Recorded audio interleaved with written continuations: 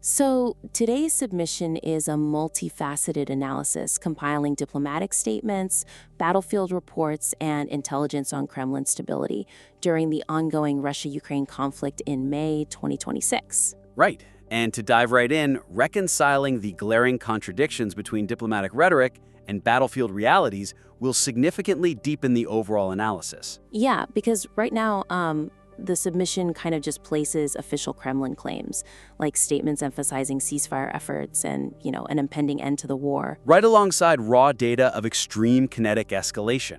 Exactly. The text leaves these two realities sitting awkwardly next to each other without really interrogating the friction between them. Yeah, the reader is basically handed opposing facts and left to sort out the cognitive dissonance on their own. It's a major weakness in the current draft. So, as a suggestion to fix this, the author needs to flip the perspective, right? Instead of presenting these conflicting reports as just confusing, competing data points, frame them as a deliberate geopolitical strategy. I completely agree. The utility of that deception has to be made explicit. I mean, when a state actor says one thing and does the exact opposite on a massive scale, that gap isn't a lapse in communication. No, the gap is the strategy itself. Precisely. And take the ceasefire data, for example, as the perfect opportunity to illustrate this.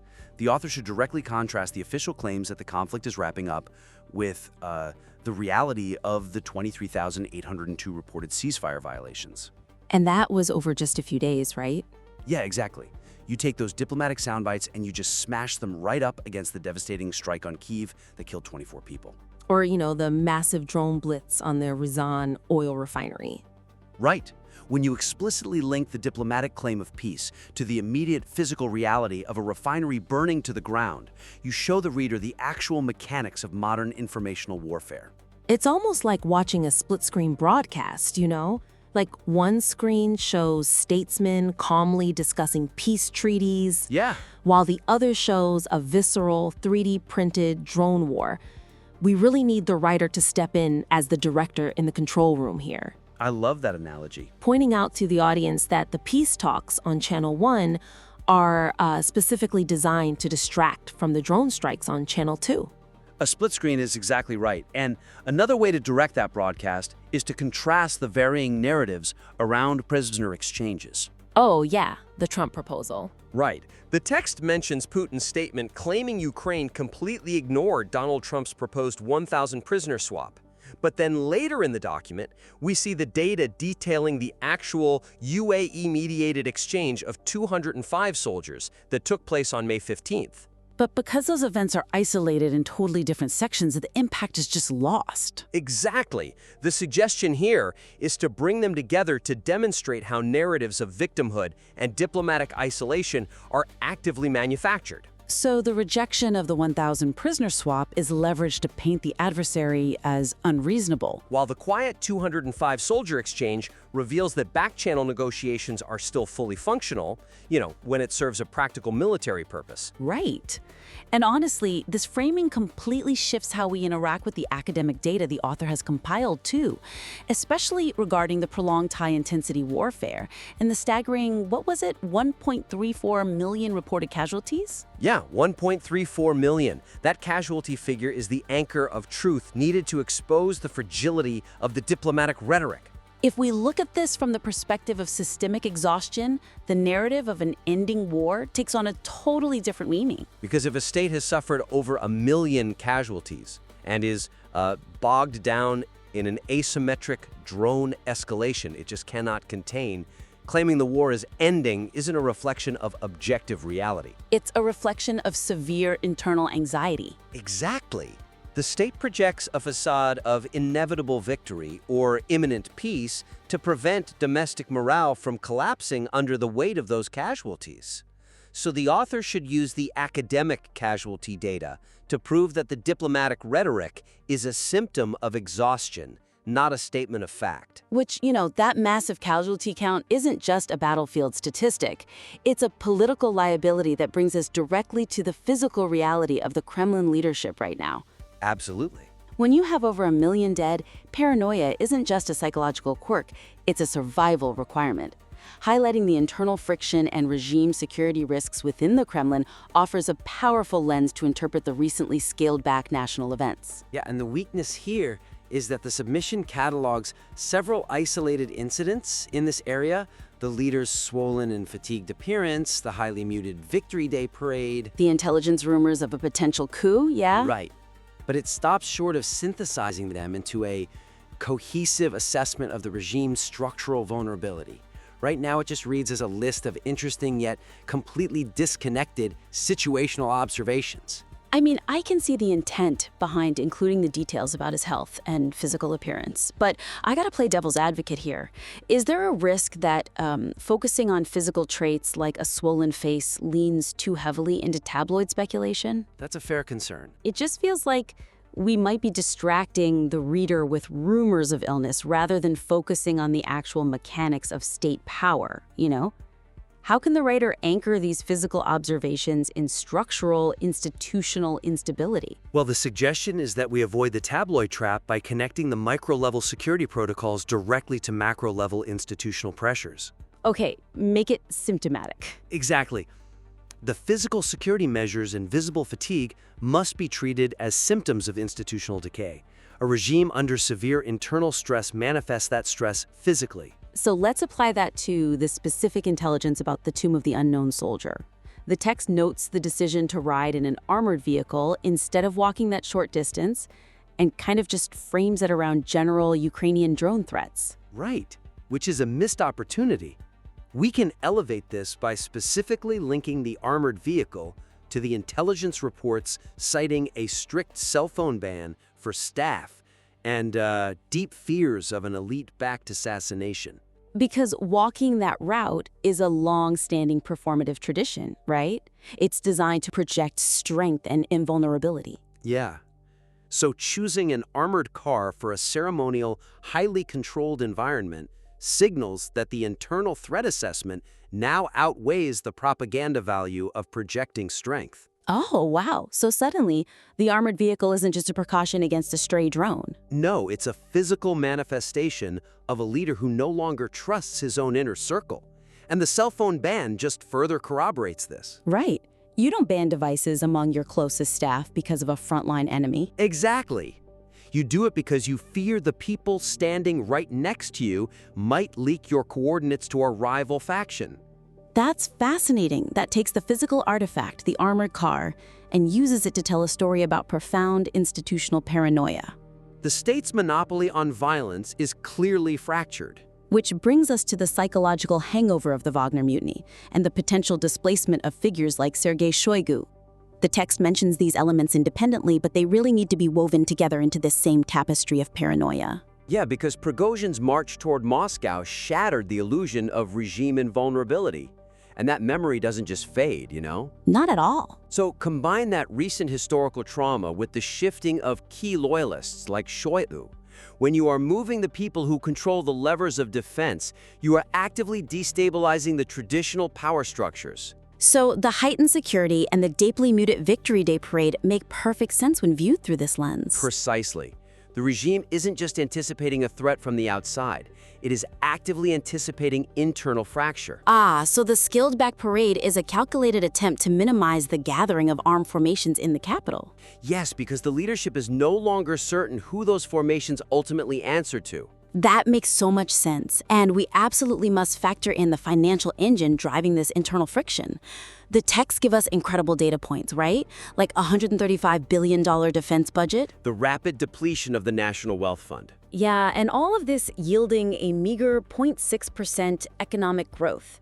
The writer should explicitly state that this economic reality is creating a pressure cooker among the Russian political elite. Definitely. The social contract between the leadership and the elite has historically been based on wealth generation, mobility, and security. The suggestion here is to show how these security fears are compounded by these staggering domestic costs. Because the defense budget is just consuming the state's resources. Exactly.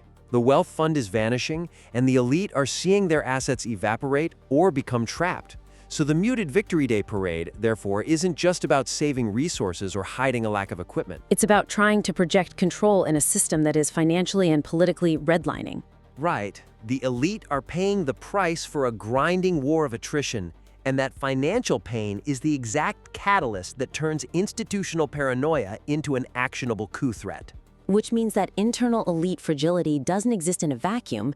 It is the direct local consequence of the larger geopolitical and economic tectonic shifts the writer outlines in the academic portions of the text. Exactly. Bridging the gap between domestic political instability and the shifting global security architecture can really elevate the final argument here. And right now, the weakness is that the submission's macro-level academic data regarding multipolarity, the weaponization of global finance, NATO's expansion, it all feels detached from the immediate granular fears of a Kremlin coup. Or drone strikes on domestic Russian soil, yeah. Yeah, we have two distinct narratives running parallel to each other. One reads like a broad international relations theory paper about global power dynamics, and the other reads like an immediate, localized intelligence leak regarding domestic security. So, okay, let me push back a little again. The material makes a strong case for global fragmentation by highlighting BRICS, de-dollarization, and the shift toward multipolarity. Sure. But couldn't one argue these global shifts actually strengthen the regime by providing alternative markets rather than weakening it? That's a common counterargument. Yeah. Right, like if a nation is locked out of Western finance, joining a massive bloc like BRICS seems like a strategic victory. How should the writer address that to keep the focus on regime vulnerability? Well, the suggestion is to demonstrate how the macroeconomic shifts and global security changes are directly fueling the domestic elite dissatisfaction that currently threatens the regime. So even if alternative markets exist, Even if they exist like BRICS, the transition to those markets is brutal, it's highly inefficient, and inherently destabilizing for the people currently in power. It is not a seamless pivot. consider the section discussing the weaponization of finance. The writer notes the freezing of foreign reserves and the reliance on a shadow fleet to move oil. We really need to explain the mechanics of that transition to show why it hurts. Exactly. Connect the weaponization of finance and the reliance on a shadow fleet to the growing unrest among Russia's defense and economic elites mentioned in the intelligence reports. Because the shadow fleet technically allows oil to be sold, but at what cost? Right, these ships lack standard insurance, they rely on incredibly complex ship-to-ship transfers in the middle of the ocean to obscure their origins, and the oil itself is sold at heavily discounted rates to alternative markets. So the profit margins are just decimated by this massive logistical friction. Exactly. The elites who spent decades accumulating wealth and parking it in London real estate or New York hedge funds are now forced to rely on precarious gray market logistics just to maintain a fraction of their former revenue. So by connecting the macroeconomic freeze of Western capital to the micro-level elite frustration of losing their wealth, the writer perfectly counters the idea that multipolarity is an easy or stabilizing transition. Multipolarity in this context is a massive, destabilizing pay cut for the people who keep the regime in power. That is such a crucial point. That brings the lofty academic concepts of de-dollarization right back down to the survival instincts of the oligarchs walking the halls of power. It makes the abstract intensely personal. And the exact same logic applies to the military transformations discussed in the text, doesn't it? Oh, 100%. The writer details how cheap FVP drones are bypassing expensive legacy systems. But this needs to be tied to the physical reality of the war hitting the homeland. Right.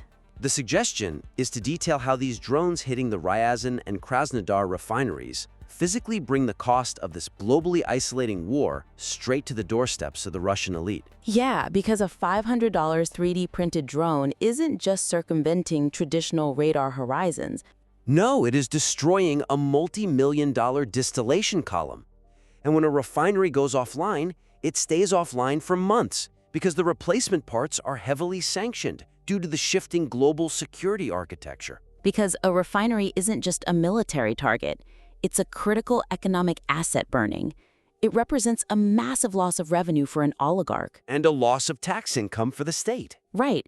So the global security shifts aren't just abstract theories about NATO expansion or the changing character of war. Not at all.